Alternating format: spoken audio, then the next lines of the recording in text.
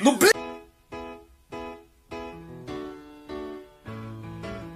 Žinau, ką jūs dabar norėsit man pasakyti. Duok rūkyt nakui. Ne. A tu mane myli, ne? Ne. Do you feel blame? Are you mad? Do you feel like Wolf's Bob's right French? Get French,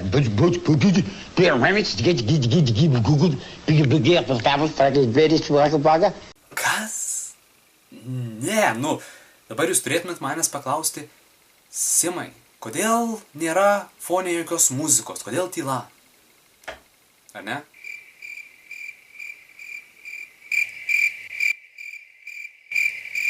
Būt. Nu, ką tu čia improvizuoji dabar? Ok, leiskit man paaiškinti.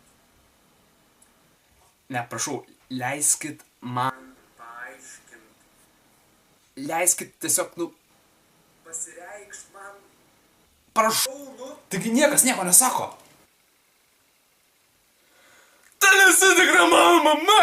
Plet. Ką jisai, tai yra aš norėjau pasakyti, kad garsai kartais trikdo. Tad ar geriau, kai būna žmonė va taip ar negali susišnekės, ar kai tyla? Nes tikrai, jeigu būna fone labai garsi muzika, tai tada negirdi kas apie iš tikrųjų ir gali bene ką sakyti. Pavyzdžiui, vakar atmyžau kaimyno duris. O jeigu rimtai prakalbus? Taigi tu nygdė rimtai nekalbi. Blet, įpėti tu su savo pirmais kaliošais, Kaip turbūt pastebėjote, na gal jums ir visai pohu ir net nepastebėjote, per metus atsirado labai daug pasikeitimų mano vloguose. Pasikeitė stilius, nebeskaičiuoju vlogų, nes jų ir taip dachuja. Vlogai tapo sklandesni, dalykai, apie kuriuos kalbu, tapo labiau daryšio. Anksčiau net nesirašydavau scenarijos.